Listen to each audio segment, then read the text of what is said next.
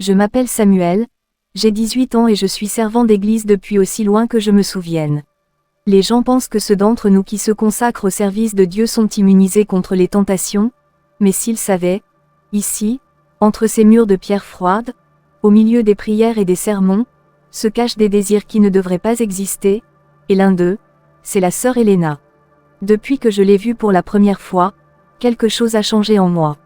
C'était une sensation étrange, comme si le monde autour de moi cessait d'exister pendant un instant, et qu'elle seule était présente. Elle n'est pas comme les autres. Il y a quelque chose dans son regard, si profond, si rempli de dévotion, si pur, que cela me fait me sentir petit, insuffisant, comme si je ne pourrais jamais être à la hauteur de sa foi.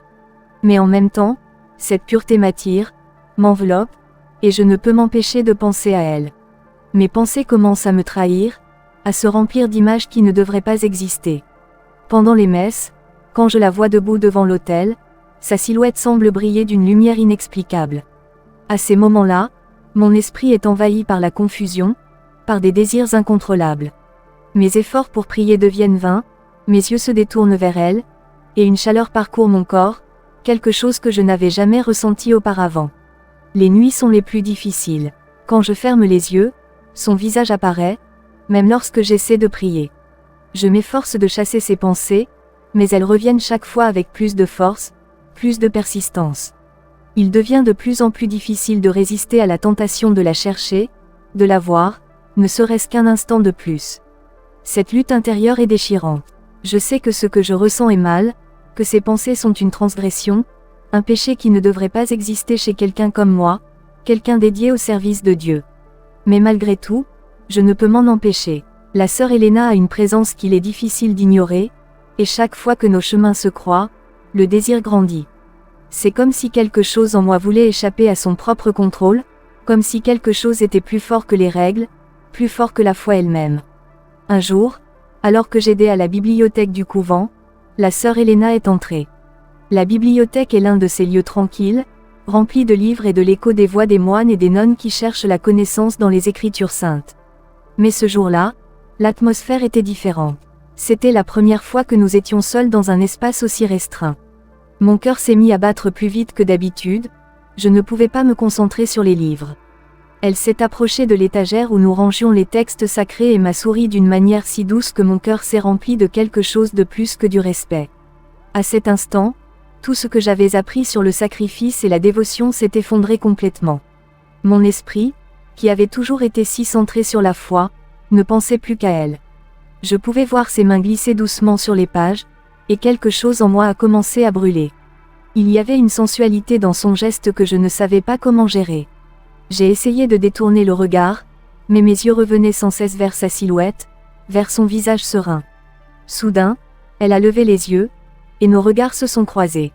Ce n'était qu'un instant, mais cela a suffi pour que je me sente exposée, comme si elle pouvait lire mes pensées. Moi, qui avais consacré toute ma vie à l'église, je ressentais ces choses. Je me suis senti rougir, mais en cet instant, je ne pouvais nier ce que je ressentais. Elle n'a rien dit de plus, elle est simplement revenue à son livre, mais ce regard, ce bref contact visuel, s'est gravé dans mon esprit de manière indélébile. Cette nuit-là, je n'ai pas pu dormir. Les pensées que j'avais essayé de réprimer pendant si longtemps revenaient avec plus de force que jamais. Le désir pour la sœur Helena avait franchi une limite que je ne pouvais plus effacer. Tout ce qu'on m'avait enseigné sur le devoir et la pureté semblait s'effondrer face à ma propre faiblesse. Que devais-je faire? Devais-je me confesser? Devais-je chercher de l'aide? Je n'avais pas de réponse, seulement la sensation que quelque chose en moi avait changé pour toujours. C'était un dimanche tranquille après la messe. Je l'ai vue dans le jardin, seule, parmi les fleurs que le couvent entretenait avec dévotion. Elle semblait déconnectée de tout, complètement absorbée dans son propre monde. Je me suis approchée sous prétexte de ramasser des outils que les moines utilisaient pour l'entretien, mais en réalité, mon seul désir était d'être près d'elle, même pour un instant. Mon cœur battait fort alors que je traversais le seuil du jardin. La vision de sa sérénité, de son âme si pure, me submergeait. L'air semblait devenir plus lourd à chaque pas que je faisais vers elle. Mais lorsqu'elle m'a vu et m'a souri, tout s'est apaisé, comme si le temps s'était arrêté.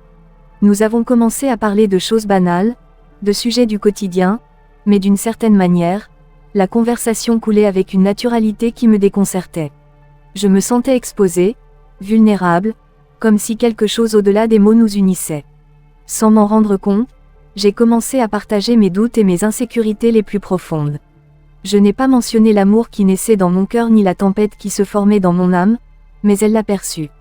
Son regard, si compréhensif, me donnait l'impression qu'elle me mettait à nu, bien que moi-même je ne comprenais pas ce qui se passait en moi. Elle m'a parlé de la foi, de l'importance d'être honnête avec soi-même et avec Dieu. Mais ces paroles, bien que réconfortantes, ne faisaient que m'entraîner dans une confusion encore plus grande. J'avais l'impression qu'elle me guidait sur un chemin que je savais ne pas devoir suivre, mais en même temps, sa proximité et sa bonté me donnaient envie de plus, bien au-delà de ce que n'importe quel prêtre ou moine n'aurait pu me conseiller. La conversation s'est terminée aussi doucement qu'une brie, mais l'air entre nous était chargé. Lorsque je lui ai tendu une fleur que j'avais ramassée par terre, nos doigts se sont effleurés. Ce n'était qu'un instant, mais cet effleurement, bien que fugace, a traversé mon âme. J'ai senti une décharge électrique parcourir mon corps. Le contact a été bref, mais l'intensité de la connexion était si puissante qu'elle m'a fait douter de mes propres sentiments. Nous nous sommes regardés, et c'était comme si le monde entier s'était évanoui à cet instant. Sa respiration s'est accélérée elle aussi, et pendant un moment, j'ai senti que nous aurions pu laisser derrière nous toutes les restrictions, toutes les règles, tout ce qui était interdit. Mais elle a retiré sa main rapidement, comme si elle avait commis un péché irréparable. Son visage est devenu grave, et sans un mot de plus, elle s'est retournée et a quitté le jardin. Je suis restée là, immobile, le cœur battant à tout rompre dans ma poitrine, sachant que ce simple contact marquerait le début de quelque chose de bien plus grand, de bien plus dangereux. Pendant des semaines, nous nous sommes tenus à distance l'un de l'autre, nous évitant. Les prières sont devenues un acte mécanique, et les paroles sacrées ont perdu leur sens. Mon esprit, mon âme, mon corps étaient avec elle, même si je savais que ce que je ressentais était un péché aux yeux de l'Église. Une nuit, en proie à une désespérance insupportable, je me suis rendue à la chapelle pour chercher des réponses, un signe qui pourrait apaiser la tempête qui rugissait en moi. Dans la pénombre de l'église, sa silhouette est apparue. Elle était là, seule comme moi, cherchant quelque chose que nous ne pouvions pas trouver dans le monde qui nous entourait. Nous nous sommes regardés en silence, et ce regard partagé était plus éloquent que n'importe quelle parole. À cet instant, j'ai su que nous ressentions la même chose, mais aucun de nous n'était prêt à céder. Les heures semblaient s'étirer dans la chapelle, et un lien invisible nous attirait avec force. Nous nous sommes approchés sans échanger un mot, guidés par un besoin primal, un besoin que nous savions tous deux ne pas pouvoir contrôler. Dans un coin sombre, entre les ombres et la faible lumière des bougies, nous avons partagé un moment qui a débordé toutes les règles, qui a défié tout ce que nous avions appris. Il n'y avait pas de mots, juste le contact de nos mains, le murmure de nos corps cherchant quelque chose que nous ne pouvions plus nier. Ce fut un instant de pur abandon, de désir réprimé qui se libérait dans un soupir étouffé. Bien que je savais que c'était un péché, que ce que nous faisions était interdit par tout ce que représentait le couvent, je n'ai pas pu m'arrêter. Chaque caresse, chaque soupir était un appel à la vie, à ressentir quelque chose au-delà des restrictions qui nous étaient imposées. Le lendemain, la réalité s'est abattue sur moi. La sœur Elena a décidé qu'elle devait partir, que notre connexion était une menace pour tout ce que représentait sa foi, pour sa communauté, et surtout pour son âme. Elle m'a confessé, les yeux remplis d'une tristesse infinie, qu'elle ressentait la même chose, mais qu'elle ne pouvait pas continuer sur ce chemin.